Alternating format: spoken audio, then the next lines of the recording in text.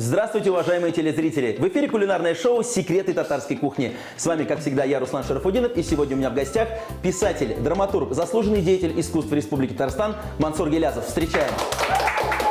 Исан Мессес Мансур. Привет, мой дорогой. Привет, Русланчик. Спасибо, Привет. что нашли время, зашли видеть. к нам на огонек. Спасибо за приглашение. Как всегда, шикарной улыбкой, с хорошим настроением и с книгой в руках. Что это? Ну, я не мог с собой принести спектакль или фильм, поэтому я принес книгу. Это сборник моих пьес, очень популярных. Вот, я хочу тебе подарить. В конце, Слова любви. Да, «Слова любви» называется.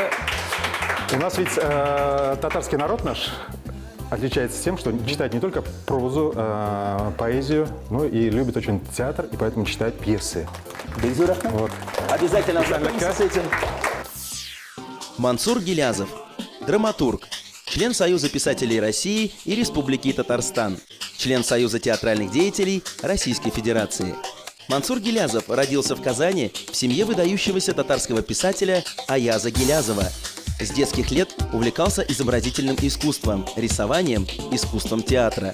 После школы окончил архитектурный факультет Казанского инженерно-строительного института и был направлен на работу в проектный институт в Москве. В эти же годы Мансур Гилязов начал писать пьесы.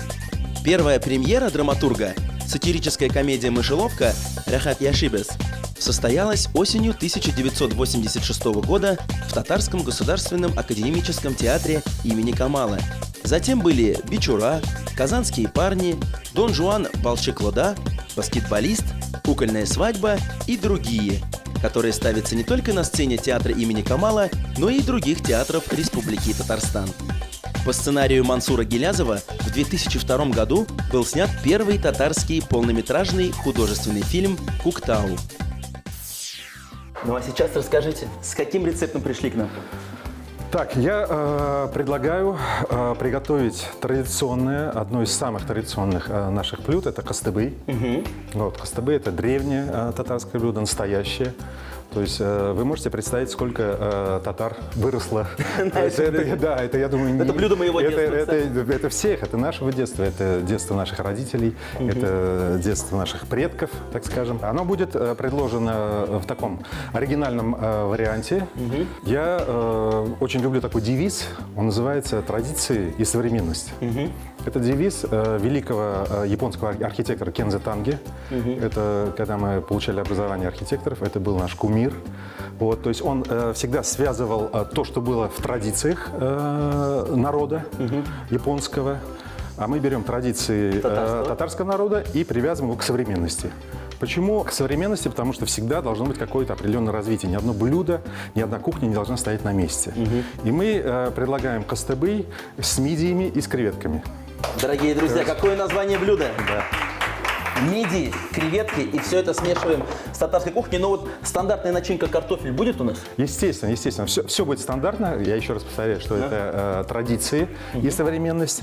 Потому что я думаю, что национальная кухня, она тоже должна расти, меняться.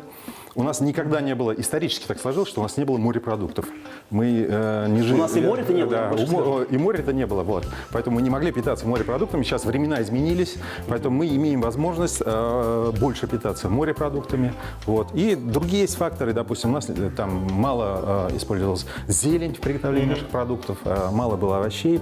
Сейчас все это, по-моему, меняется, вот, и татарская кухня обретает некоторое такое более современное лицо. Вот такое, дорогие друзья, оригинальное предисловие, и мы посмотрим, будет ли оригинальным ваше блюдо. Начинаем готовить кастыбы по-современному. С вашего позволения, я возьму на себя самое ответственное. Это тесто. Ну а вы займитесь начинкой. Да. Начнем работать.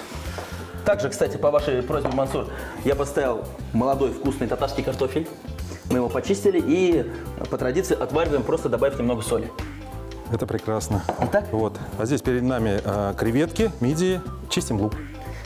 А я расскажу, как делать тесто буквально в пару секунд. Стандартное пресное тесто, вода, мука, немного соли и хорошего настроения. Естественно. Часто ли вы проводите время на кухне? Мансур, давайте с этого начнем наш разговор. Ну, если учитывать, что у меня 3 детей, то, естественно, огромное количество времени я провожу на кухне, потому что детей надо кормить, они требуют еды постоянно. Тем более, как бы мы стараемся воспитывать детей дома, в домашних условиях. Поменьше, ну, дети практически не ходили у нас в детский садик, вот, поэтому очень много времени. И еще второй, конечно, большой любитель компаний, который приезжает на природу, на дачу. Там готовятся тоже самые разнообразные блюда. Вот. И хочется кого-то угостить, потому что покупать какие-то полуфабрикаты или закупать в магазинах не всегда хочется. Еда, приготовленная вот живыми руками, сами собой, она, конечно, вкуснее. И тем более... Блюд, которые всегда на вашем столе, можете назвать? Ну, прежде всего, мы едим супы. Это тоже исконно татарское блюдо, вот, потому что в Европе не так не пользуются большой популярностью супы. Так, естественно, мы кушаем много мяса, овощей, каши, естественно, утром каши, молочные, кисломолочные продукты. Вот основные такие традиционные направления нашей кухни. Так, лучок готов. Нужна сковородка. Так, секундочку. На каком масле обжариваем? Так, на подсолнечном. На подсолнечном, да? Прошу вас. Мансур, буквально пару мгновений назад вы сказали, что вы архитектор. Но на сегодняшний день вы еще и писатель и драматург. Как так получилось, что, будучи архитектором, получив образование архитектурное, вот все-таки ушли Вы знаете, в культуру, в искусство? Нет, архитектура – это тоже культура и искусство, но мы жили в то время в совершенно другой стране. Это было тоталитарное государство, и профессия архитектора, она не была востребована практически, потому что была типовая архитектура, все строилось по типовым проектам, все было унифицировано, и для творчества там не было места. И когда я, закончив институт, начал работать в проектном институте, я испытал чувство шока. То есть мне не хватало творчества, мне не хватало полета, меня всегда в чем-то сдерживали. Мне не было давали... желания уехать, например, в Москву? Так я в Москве и работал. В Москве работали? Да. Я уехал в Москву и работал в Москве. Вот. Если бы сейчас вернуться в те годы, конечно, если бы я знал, что откроются границы, упадет железный занавес, то можно было уехать за границу и там работать. Вот. Да и здесь архитектура сейчас стала востребована, потому что сейчас совершенно другое государство. Мы живем уже в свободном государстве, с активными творческими процессами и в области архитектуры тоже. Вот. Поэтому сейчас, я думаю, хорошее время для архитекторов. А в то время, если честно, было хорошее время для писателей. То есть национальная литература очень сильно развивалась, развивался национальный театр. Вот, и поскольку я практически вырос в театре, мой отец был известный татарский писатель, народный писатель Республики Татарстан, Аяз Гилязов. Он водил меня на все спектакли, то есть я всегда видел, ощущал эту жизнь, и эта жизнь, конечно, очень манила, привлекала меня. Но можно сказать, что вот это детство, проведенное в театре, а также творчество вашего отца, все-таки переманило вас на сторону драматургии? И абсолютно именно так и произошло. То есть вот этот волшебный мир театра, он меня привлек, и когда мне стало скучно в архитектуре, я подумал, что надо менять профессию. И театр стал для меня приоритетом. Я начал очень серьезно заниматься, профессионально начал заниматься театральной драматургией. И самое главное, не прогадали. А я, дорогие друзья, расскажу вам, что сделал Мансур. На самом деле, к нашему луку он добавил сразу и мидии, и креветки. И все это мы на медленном огне обжариваем. Так, Мансур, тесто у нас готово. Ты так умело управился. Да, Русланчик, Загоны, молодец. проведенные на татарской кухне. Да, мастерски. Итак, сейчас мы будем раскатывать. Сейчас надо вначале разрезать. Да. Так, ну, пока я занимаюсь этой несложной работой, я предлагаю вспомнить ваше первое произведение. Расскажите, пожалуйста. Первая пьеса, которая была... Ну, до этого я написал несколько пьес, но они как бы не имели реализации на сцене. А первая сцена у меня называлась «Мышиная лихорадка». В татарском варианте она называлась «Рахат Яшибес». В то время, это был 85-86 года, то время такой был очень популярный жанр, сатира назывался. Вот. Сейчас, к сожалению, этого жанра вообще... Сейчас Comedy Club. Да, он вообще отсутствовал. Вот. И там был такой процесс, когда осуждали казнокрадов, вот, людей, которые как бы не очень чистые, так скажем, на руку. Я вот написал как бы вот на волне вот этого вот, популярности вот этого жанра такую сатирическую комедию про казнокрадов местных. И в 1986 году пьеса «Рахат Яшибис» была поставлена на сцене театра имени Галяскара Камала. Это для меня был, конечно, такой умопомрачительный успех. Вот, это для молодого, только начинающего еще автора сразу увидеть свой пример на сцене академического театра, это была большая удача. И самое главное, скоро уже будет 30 лет вашей совместной удачной работы с театром Камала. С чем мы вас поздравляем. Да, все эти годы я сотрудничаю с этим театром. Аллаха шукр, там ставятся мои пьесы, иншаллах, и будут ставиться тоже, я надеюсь на это. Начинка у нас практически готова. Начинка готовится, да. Современная начинка. Да. Я сейчас буду раскатывать классические лепешки для обычного костыбы. Но я знаю, вы хотели дополнить небольшую информацию про костыбы. Так вот, я сказал, что это классическое татарское блюдо, но уважение к этому блюду у меня увеличилось, когда определенное количество лет назад я прочитал интервью с нашим первым президентом Мухтимиром Шарифовичем, и у него спросили, какое ваше любимое блюдо, и он сказал костыбы. Вот. Я с тех пор стал кушать костыбы с большим аппетитом и с большей любовью. Русланчик, пюре, по-моему, готово. Опа. Так, Так. забираем, так, крышку снимаем. Вот. Все готово. Сейчас сюда Пюре у нас будет классическим или современным? масло. Ну вот как раз современное и будет. Так, с маслом, Половину. с молоком. Да, молоко обязательно. Так. Мансур, пока вот так с таким воодушевлением смотрите и готовите пюре, вот хотелось бы спросить, из всех современных пьес, которые вы написали, «Казан Гитлер», «Баскетболист» и множество других, есть у вас пьесы, которые вам больше всего по душе? Вот профессия драматурга, она отличается чем от других профессий? Мы не отвечаем за конечный результат. То есть мы пишем произведение и передаем его, пьеса ли это, сценарий ли это, в любом случае в руки режиссера.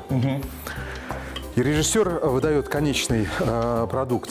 Ведь фильм всегда носит имя режиссера. Еще есть такая хитрость в театре, когда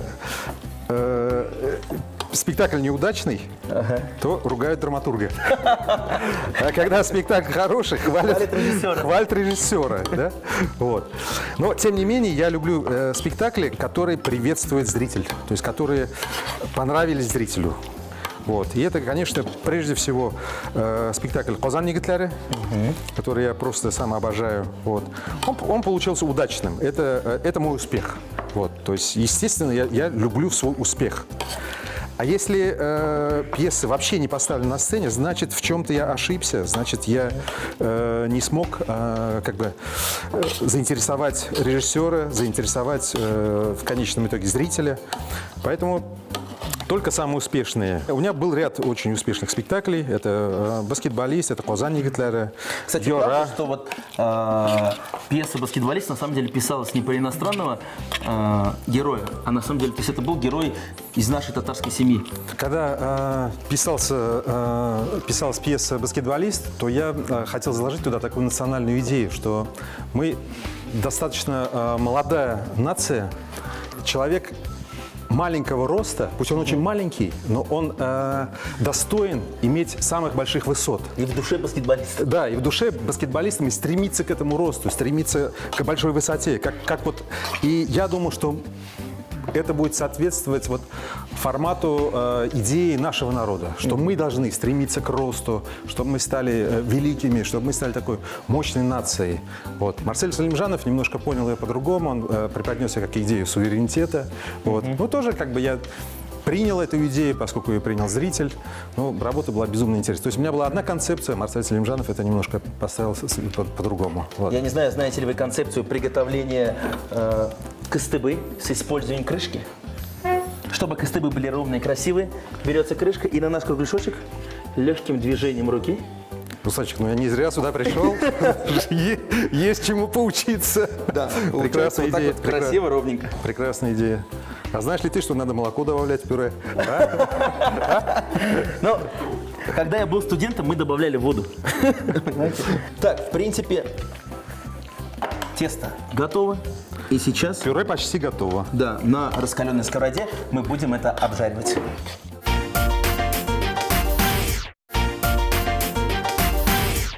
Дорогие друзья, напоминаю, мы сегодня готовим кыстыбы по современному оригинальному рецепту. И в гостях у нас сегодня писатель-драматург Мансур Гилязов.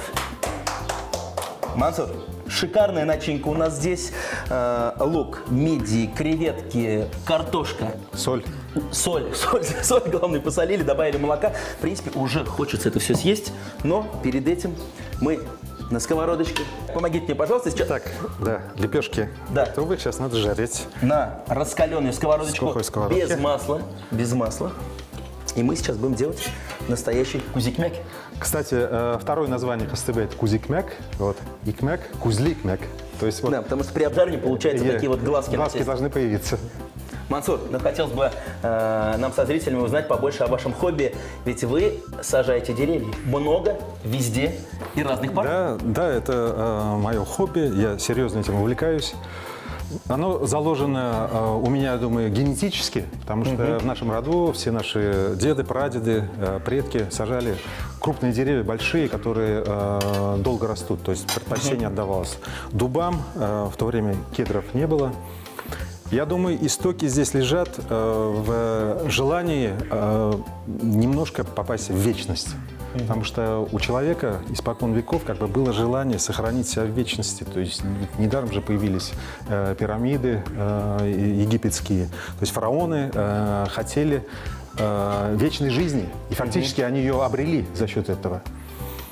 Мы о таких вещах не можем мечтать, но такой самый прямой путь сохранить себя где-то на 1000, на 1500 лет – это посадить серьезное дерево и попытаться его максимально сохранить на протяжении всей своей жизни. То есть дуб, кедр реально могут прожить 1500 лет. 1500? 1500 лет. То есть в истории есть такие факты, и это же безумно интересно. То есть ты сажаешь дерево, и через 1500 лет кто-то дерево это видит, и это как твой ребенок, как твое детище.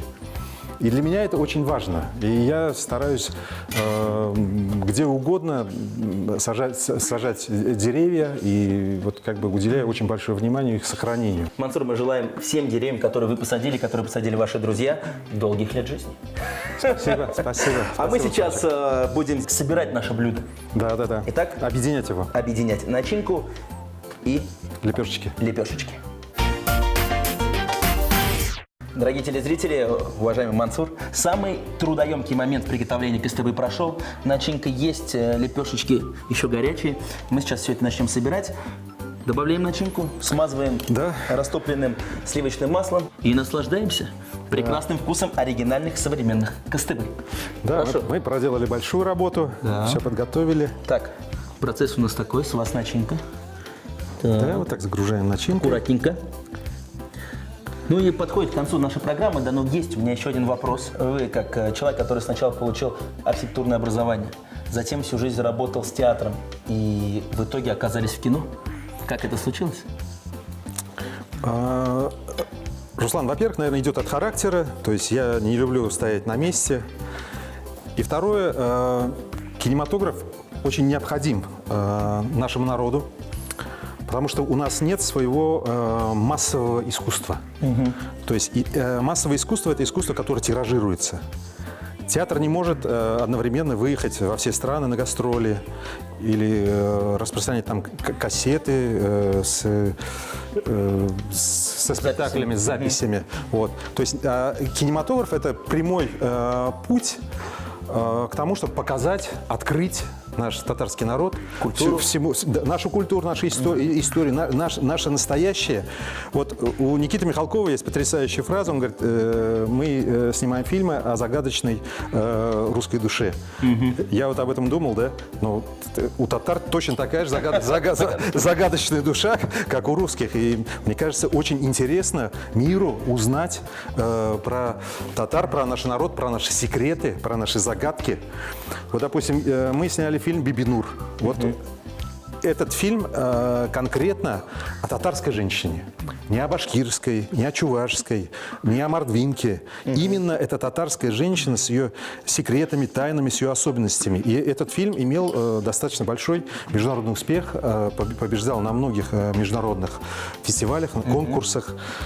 Или же возьмем образ Альмандара из спектакля «Альдермештайн Альмандар». Да? Это же потрясающий старик мирового масштаба, который безумно было бы интересно увидеть там и в Китае, и во Вьетнаме, в любой стране мира. Поэтому нам есть что показать и есть о чем говорить. И я думаю, что за кинематографом будущее. Именно кинематограф сейчас должен развиваться самыми активными шагами. Ну а правительство вот наше поддерживает развитие кинематографа в Татарстане? Правительство поддерживает, но пока у нас не было настолько сильных, успешных работ. Мы делаем же первые шаги. Вот. Потом успеха достичь в кинематографе достаточно сложно. Есть такая как бы неоспоримая тенденция, что на 100 снятых фильмов только 1-2 успешные. Где-то примерно 18-19, то есть где-то 20% они смотрибельные. А 80% это туфта, которая вообще просто можно... Но эту традицию, то есть эти цифры изменить невозможно. То есть для того, чтобы снять 1-2 хороших фильма, нужно снять именно 100 фильмов. А не так, что ты снял один фильм, да, и он гениальный. Вот. Нужен процесс, нужен безостановочный процесс, нужны кадры и так далее. Такой же безостановочный процесс, как и у нас, кстати. Абсолютно, да. Начинка, масло, Конечно. аккуратненько сложили. Мы желаем лично вам и всем, кто создает татарское кино, удачи, мы в него верим и ждем на экранах. Кыстыбый. Для начинки приготовили картофельное пюре. На растительном масле обжарили мелко нарезанный репчатый лук, мидии и креветки и смешали с картофельным пюре. Замесили тесто, как на пельмени. Разделили на шарики и раскатали в лепешки. Обжарили с двух сторон на сковороде без добавления масла. На лепешки выложили начинку. Готовые кыстыбы смазали растопленным сливочным маслом. Если вы не успели записать рецепт нашего блюда, не расстраивайтесь. Мы ждем вас в нашей страничке ВКонтакте. Выкладывайте фотографии ваших любимых блюд и готовьте вместе с нами. Мой самый любимый момент в нашей программе «Самый вкусный» настал. Итак, по вашей улыбке видно, что вы проголодались. Да, а как же? Видеть все это глазами. Вот такая красивая карусель из кыстыбы в моих руках. Выбирайте, который вам нравится. Самый Я думал, сразу аппетитный. возьмите. Итак, бисмилля ар-рахман ар-рахим. Многие едят кыстыбы с чаем, с молоком. Все это допустимо, в принципе, да? С этим Чай кыстыбы? обязательно чай, горячий чай после кыстыбы обязательно. Ну, бисмилля ар-рахман ар-рахим. Уж Айда. слишком аппетитно выглядит блюдо, не будем терять время. Там Лебулсон. Мазуль, но мне этот рецепт понравился. Но мне кажется, нашим татарским женщинам он понравится еще больше, особенно тем, кто любит, например, роллы или морские продукты любые. Вот вам, дорогие друзья, татарский ролл. Браво! Творческий очень процесс, вкусно, очень безграничен. вкусно и оригинально. Что скажете вы? Русланчик, мы, по-моему, не зря с тобой старались, хорошо потрудились, и результат налицо. А творческий процесс, ты очень правильно сказал, он безграничен. Можно фантазировать до бесконечности, то есть добавлять любые составляющие на основе нашего традиционного, любимого всеми кыстыбыя. Не забывайте татарские рецепты, ведь с ними можно приготовить новые вкусные современные блюда. Уважаемый Мансур, хочется еще раз искренне сказать вам большое спасибо за это прекрасное современное блюдо. И мы от нашей студии желаем вам творческих успехов, ждем новых спектаклей, фильмов и, как говорится, до новых встреч. Бекзир Ахмед. И кулинарных новшеств, да? Замечательный человек, веселый, жизнерадостный, который любит свою республику, любит свой народ. Был сегодня у нас в гостях писатель и драматург Мансур Гилязов. И хорошо поесть. Да? Смотрите нас каждую неделю. Пока. Мы готовим на кухнях Белоруссии. Высокое качество и современный дизайн при доступной цене.